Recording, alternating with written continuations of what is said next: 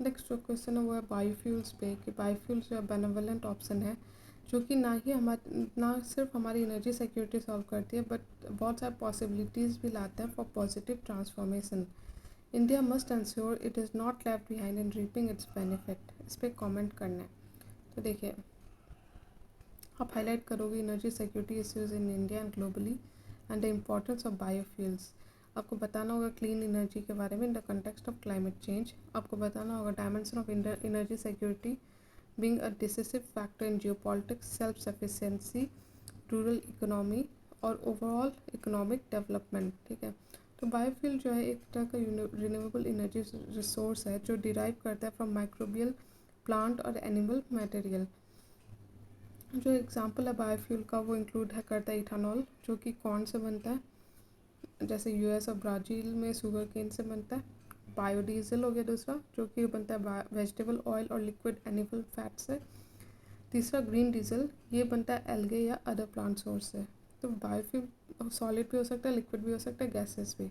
Solid हुआ जैसे would, dried plant, liquid हुआ बायो इथानॉल और बायोडीजल, गैसेस हो गया बायोगैस।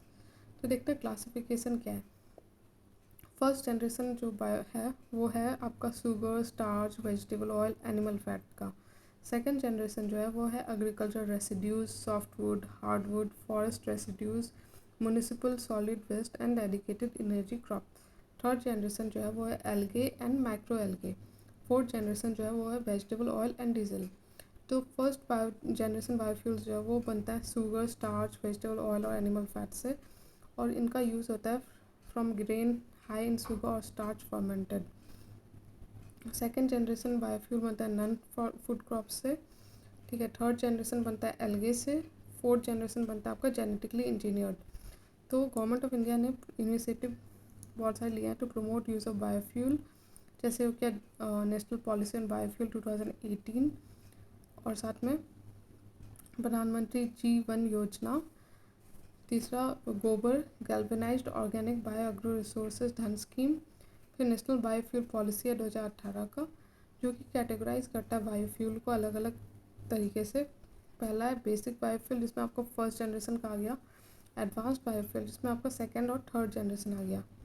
ठीक है, गवर्नमेंट ने रिसेंटली जो स्कोप है raw material for ethanol production को, उसमें अलाउ किया use of sugarcane juice, sugar containing materials. ठीक है, मतलब कि जो भी हम लोग का सरप्लस फूड है वो हम लोग इसमें यूज़ कर सकते हैं। वाइबिलिटी गैप फंडिंग की भी बात है, साथ में सप्लाई चेन मैकेनिज्म की भी बात है। ठीक है, इस तरह से अपने नेशनल बायोफ्यूल पॉलिसी 2018 देखते हैं क्या है। तो पहला तो इससे जो फार्मर की इनकम डबल हो जाएगी, एग्रीकल्चर को बूस्ट मिलेगा। दूसरा, तीसरा इंपोर्ट डिपेंडेंसी कम होगी। चौथा, एम्प्लॉयमेंट अपॉर्चुनिटी होगा। पाँचवा, एनवायरनमेंट फ्रेंडली फ्यूल होगा। छठा, वेस्ट टू वेल्थ क्रिएशन होगा। और साथ में जो बाकी इनिशिएटिव है जैसे मेक इन इंडिया, स्वच्छ भारत अभियान और स्किल डेवलपमेंट में भी बेटर होगा। बेनिफिट क्या है बायोफ्यूल का? एक तो पहला, इंपोर्ट डिपेंडेंसी कम होती है। दूसरा, क्लीनर एनवायरनमेंट होता है, चाहे वो ग्रीन हाउस गैस एमिशन हो या पार्टिकुलर मैटर का हो, तो क्लीनर एनवायरनमेंट। तीसरा, म्यूनिसिपल सॉलिड वेस्ट मैनेजमेंट होता है। चौथा, इंफ्रास्ट्रक्चरल इन्वेस्टमेंट होता है इन रूरल एरियाज़। पाँचवा, एम्प्लॉयमेंट जनरेशन होता है, क्योंकि सप्लाई चेन मैनेजमेंट और विलेज लेवल एंटरप्रेन्योर्स का ग्रोथ होता है। ठीक है, छठा, एडिशनल इनकम मिलता है फार्मर्स को, क्योंकि जो भी रेसिड्यू हुआ एग्रीकल्चर का उनको जलाने की ज़रूरत नहीं पड़ती। लेकिन कमी क्या क्या है इन बायोफ्यूल पॉलिसी? एक तो हम लोग को ये ध्यान रखना होगा कि हमें फूड सिक्योरिटी और जो वाटर रिसोर्सेज को स्ट्रेन नहीं करना है। दूसरा, कि जो पॉलिसी है वो बहुत ज़्यादा एम्बिशियस है और रियलिस्टिक नहीं है। तीसरा, जो पॉलिसी है वो साइलेंट है ऑन ऑक्टेन। ठीक है, चौथा, कि यूज़ जो पॉलिसी है वो एडवोकेट करती है यूज़ ऑफ अनटेस्टेड टेक्नोलॉजी, जिसको हम लोग टेस्ट भी नहीं किया है। पाँचवा, कि जो पूरा प्रोसेस है वो ट्रांसपेरेंट नहीं है। छठा, कि अदर बायोफ्यूल जैसे जट्रोपा जो है वो बहुत ज़्यादा कमर्शियली अनवाइबल हुआ है, जितना इन्वेस्टमेंट आप करते हो उतना रिटर्न नहीं मिलता। सातवां, कि जो 20% ब्लेंड रेट है रखा है गवर्नमेंट ने, उसमें क्या है कि इंडिया को almost 1/10 of its net sown area जो है वो कन्वर्ट करना होगा टुवर्ड्स एग्रीकल्चर शुगर केन, जो कि पॉसिबल नहीं है। नेक्स्ट है कि बहुत ज़्यादा स्ट्रेस पड़ता है ऑन अदर क्रॉप्स और इससे फूड प्राइसेस बढ़ेगी। ठीक है, और साथ में क्रूड ऑयल। तो इस तरह से जो फार्म प्रोड्यूस है वो इथानॉल में कन्वर्ट हो जाएगा। और जो डेट्रीमेंटल है, हमें ज़रूरत है कि टेक्नोलॉजी और फिनेंशियल फिजिबिलिटी स्टडी करें। जो सप्लाई चेन इंफ्रास्ट्रक्चर है वो भी ख़राब है, वो भी गड़बड़ है, ठीक है। लास्टली जो पॉलिसी बैरियर्स हैं उसके कारण जो प्राइवेट सेक्टर है वो ज़्यादा इंकरेज नहीं हो रहा टू गेट इन्वॉल्व।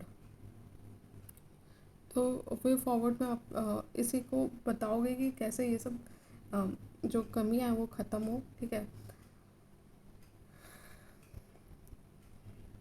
तो इस तरह करके आप अपना आंसर कंप्लीट करोगे, ठीक है। और लास्टली आप लिखोगे कि जरूरी है कि डोमेस्टिक प्रोडक्शन बढ़ाना, दूसरा बायोफ्यूल रिन्यूएबल एफिशिएंसी नॉर्म्स को सही करना, इम्प्रूवमेंट लाना इन रिफाइनरी प्रोसेसेस और सब्सटीट्यूट को बढ़ाना।